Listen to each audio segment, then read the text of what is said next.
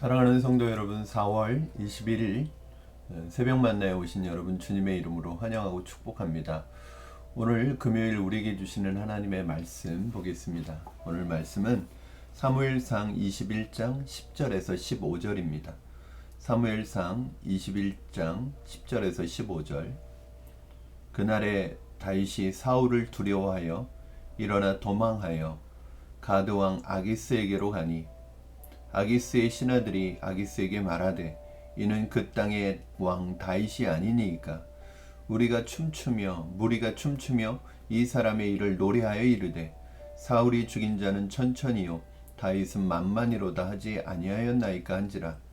다윗이 이 말을 그의 마음에 두고 가드 왕 아기스를 심히 두려워하여 그들 앞에서 그의 행동을 변하여 미친 채하고 대문짝에 그적거리며 침을 수염에 흘리매 아기스가 그의 신하에게 이르되 너희도 보거니와 이 사람이 미치광이로다. 어찌하여 그를 내게로 데려왔느냐. 내게 미치광이가 부족하여서 너희가 이 자를 데려다가 내 앞에서 미친 짓을 하게 하느냐. 이 자가 어찌 내 집을 들어오겠느냐 하니라. 아멘. 네, 여러분, 때로는 이상과 현실은 많은 차이를 가지고 있습니다. 이상과 현실의 차이가 크면 클수록 그 차이에서 느끼는 괴리감이 더 큰 법이죠. 그로 인해서 아예 낙심하고 절망하여서 이상과 자기에게 있는 꿈을 포기하는 경우가 참 많이 있습니다. 사실은 요셉의 경우도 마찬가지였던 것 같아요, 여러분. 요셉에게 주시는 하나님의 꿈은 너무 원대하고 큽니다. 그러나 요셉의 현실은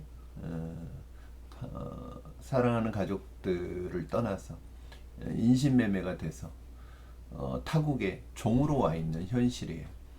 하나님이 보여주신 꿈은 너무 큰데 현실은 너무 정반대의 삶을 살아가고 있을 때 무너지기 쉽죠. 그러나 요셉은 무너지지 않았습니다. 한편으로는 내게 주신 하나님의 비전과 이상이 크면 클수록 삶에서 그만큼 더 혹독한 훈련을 해나가시는 것을 볼 수 있습니다. 즉 우리의 삶에서 우리가 경험하는 혹독한 훈련들은 어쩌면 하나님께서 그만큼 우리를 더 멋지고 아름답게 위대하게 사용하시기 위한 훈련의 과정이라고 생각하는 것이 틀리지 않을 것입니다. 내가 원하기만 하면 우리는 언제든지 편안한 길을 선택할 수 있고 편안한 삶을 살 수 있습니다. 그러나 그런 사람에게 없는 것이 있겠죠. 바로 이상이나 하나님의 꿈은 그런 사람에게 없을 것입니다. 어쩌면 그 마음속에 야망을 가지게 될 것입니다.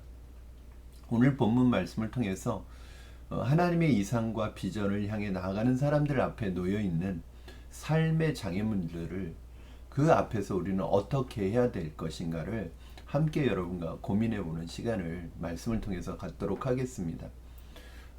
오늘 본문에 등장하는 다윗은 사무엘 선지자로부터 이스라엘의 두 번째 왕으로 기름 부음을 받습니다.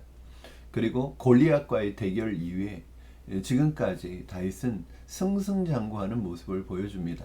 아마도 다윗은 왕으로 기름 부음 받은 이후에 이런 승승장구하는 과정들을 통해서 장밋빛 미래가 펼쳐질 것으로 예상했을지도 모르겠습니다. 하나님이 보여주시는 이 원대한 비전을 품고 살아가고 있었습니다. 그리고 처음에는 그 비전이 아주 화려하게 시작되는 것 같았습니다. 골리앗을 물리쳤습니다. 가는 곳마다 전쟁에서 승리했습니다. 왕의 사위가 됐습니다. 좋은 믿음의 친구가 생겼습니다.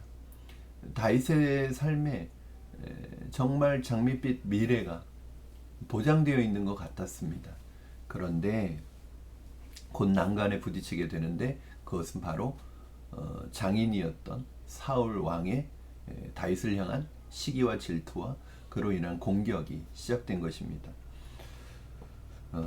사실은 한 나라의 최고 권력자인 왕이 죽이려고 마음을 먹고 달려든다면 여러분 얼마나 두려운 일이겠습니까? 얼마나 무서운 일이겠습니까? 어디로 피하겠습니까? 어떻게 살아남을 수 있겠습니까? 다윗의 삶은 도망자의 삶이었습니다. 오늘 본문은 이제 본격적인 도피 생활이 시작되는 본문입니다.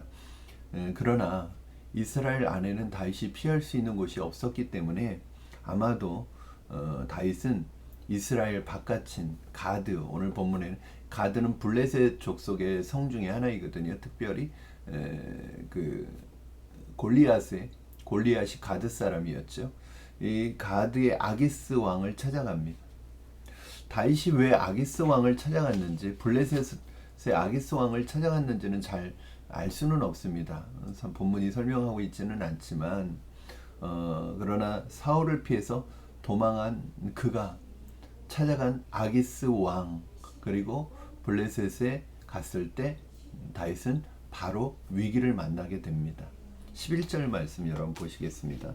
11절 아기스의 신하들이 아기스에게 말하되 이는 그 땅의 왕 다윗이 아니니까 무리가 춤추며 이 사람의 일을 노래하여 이르되 사울이 죽인 자는 천천히요 다윗은 만만이로다 하지 아니하였나이까 한지라.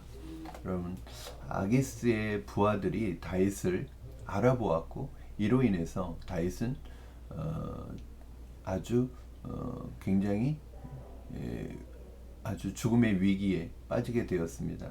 만약에 이 다윗이 골리앗을 죽인 바로 그 다윗인 것을, 그리고 블레셋 군사들을 죽이는 다윗인 것을 만약에 알아보았다는 것은 바로 죽음을 의미하는 것이겠죠.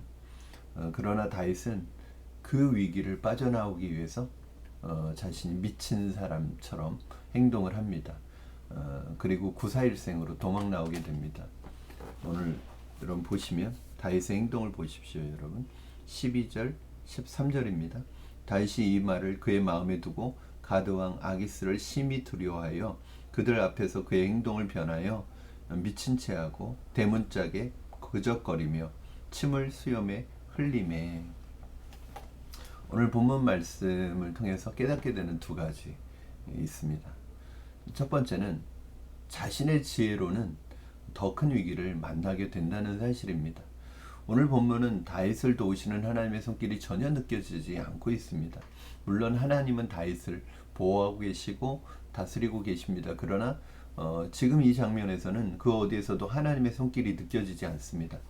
그리고 다윗 역시 하나님께 도와달라는 기도를 한다던가 하나님을 의지하는 모습이 전혀 보이지 않고 있습니다. 그것을 알 수 있는 것은 오늘 본문에서 두 번이나 이 짧은 본문에 두려워한다는 모습이 나오고 있습니다. 11절 말씀 그날에 다윗이 사울을 두려워하여, 12절 말씀 다윗이 이 말을 그의 마음에 두고 가드왕 아기스를 심히 두려워하여. 왜 다윗은 왜 두려워했을까요? 하나님을 의지하지 않고 이 위기의 순간에 자신의 지혜대로 행동했기 때문에 그렇습니다. 이것은 무엇을 말하고 있는 것인가? 다윗이 하나님의 인도하심을 받지 않고 자신의 지혜를 따라 결정하였음을 알 수 있습니다. 다윗은 자신의 지혜로 도피처를 찾으려다가 실패하였습니다. 실패한 다윗을 통해서 우리는 다윗은 싸움이나 전쟁을 통해서 하나님만을 전적으로 의지했습니다. 골리앗과 싸울 때도 하나님의 이름으로 나아갔습니다. 그러나 중요한 것은 이런 싸움이나 전쟁이라든지 어떤 이런 큰 일뿐만 아니라 삶에 있어서 피하는 부분, 일상적인 모든 부분들을 하나님을 의지해야 되는데 다윗은 그렇게 하지 못했습니다. 전쟁이나 싸움에 대해서는 하나님을 의지했지만 피하고 도망하는 일에 있어서는 하나님의 인도를 받지 않았습니다. 이 사실을 깨닫는 것 굉장히 중요하죠. 잠언 3장 5절 6절 말씀에 내 명철을 의지하지 말라. 너는 범사의 그를 인정하라. 그리하면 내 길을 지도하실 것이라는 말씀을 하고 있습니다. 사랑하는 여러분, 위기의 순간일수록 내 상황이 안 좋고 어려운 순간일수록 하나님의 인도하심을 받고 하나님을 의지하고 하나님의 도우심을 구할 때 하나님이 우리를 도우실 줄로 믿습니다. 여러분 우리가 어떤 위기를 피했는데 더 큰 위기를 만날 수 있어요. 내 지혜는 한계가 있습니다. 그러나 하나님의 도우심은 한계가 없습니다. 여러분 아무리 힘들고 어려울지라도 하나님 바라보면서 하나님께 도움을 요청하고 하나님을 의지하시는 여러분 되기를 주님의 이름으로 축원합니다. 오늘 다윗의 모습 속에서 두려워하다 라는 말이 2번이나 나옵니다. 여러분 다윗이 어떤 사람입니까? 골리앗을 향해 나가면서 전혀 두려워하지 않았습니다. 오히려 여호와의 이름으로 나아간다고 담대하게 고백했습니다. 그러나 지금은 그 골리앗의 마을인 가드에 와서 두려움에 사로잡혀 있습니다. 이유는 무엇일까요? 바로 다윗이 지금 하나님의 부재를 경험하고 있는 것입니다. 하나님을 의지하지 않았던 것입니다. 이것이 바로 다윗의 실수였어요. 그러나 우리에게 있어서 중요한 2번째, 하나님께서 다윗을 다듬어가고 계시다는 사실입니다. 다윗은 그동안 외부의 적과 싸워왔습니다. 목동일 때는 짐승들과 싸웠고요. 장군이 되어서는 적들과 전쟁을 했습니다. 그러나 이제는 새로운 차원의 위기를 경험하는데, 그러나 이 모든 것이 하나님의 마음에 합한 자로 만들어 가시는 하나님의 손길이라는 것을 우리는 알 수 있습니다. 사랑하는 여러분, 정말 중요한 것은 어떻게 보면 이제 자기 자신의 과의 싸움입니다. 내 꿈과 내 이상과 현실의 괴리 사이에서 자기 자신을 견디어내고 이겨내고 나에게 꿈을 주신, 나에게 비전을 주신 그 하나님을 신뢰하는 훈련. 모든 것이 잘 되어가고 있을 때 하나님을 신뢰하는 게 아니라 가장 힘들고 어려운 순간에 하나님이 나에게 주신 약속과 그 꿈과 비전에 대해서 신뢰하는 이 나와의 싸움, 내면적인 싸움, 이것이 더 어려운 싸움이죠. 그동안 다윗이 해왔던 적들과의 싸움, 짐승들과의 싸움은 어쩌면 더 쉬운 싸움일 수 있습니다. 그러나 이제는 자기 자신의 이상과 하나님이 주신 이상과 현실의 이 괴리감을 이겨내고 극복하고 견디어내는 것, 하나님을 더 의지하는 것, 이제는 내 힘이 아니라 하나님의 방법으로 사는 것, 그것이 바로 다윗이 지금 싸우고 있는 2번째 훈련이고 싸움입니다. 사랑하는 성도 여러분, 전적으로 하나님을 의지하는 여러분 되기를 주님의 이름으로 축원합니다. 내 명철을 의지하지 말고 범사의 그를 인정하라. 그리하면 내 길을 지도하시리라고 말씀하고 있습니다. 전적으로 하나님을 의지하시는 여러분 되기를 주님의 이름으로 축원합니다. 여러분의 현실이 비전과 이상과 너무 크다라도,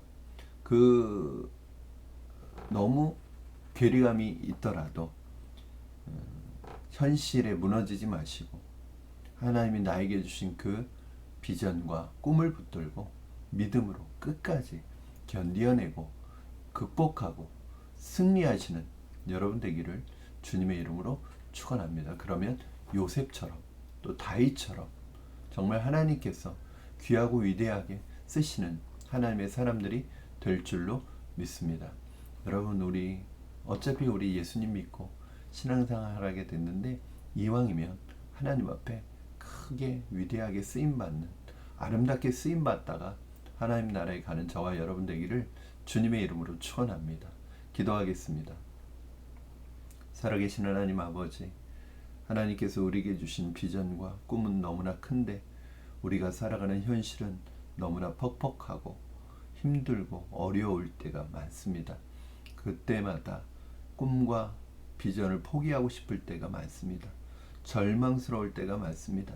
그러나 이 모든 과정들을 통해서 나 더 단단한 정금처럼 순금처럼 연단한 하나님의 사람으로, 빛나는 하나님의 사람으로, 위대한 하나님의 사람으로 다듬어지게 하여 주시고 믿음의 사람으로 더 단단해지게 하여 주시옵소서.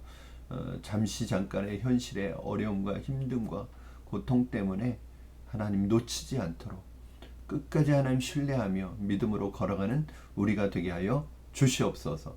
힘들고 어려울 때 더욱더 하나님 붙들게 하여 주시옵소서. 감사드리며 예수님의 이름으로 기도드리옵나이다. 아멘. 사랑하는 성도 여러분, 오늘도 우리에게 주신 하나님의 꿈과 비전이 있습니다.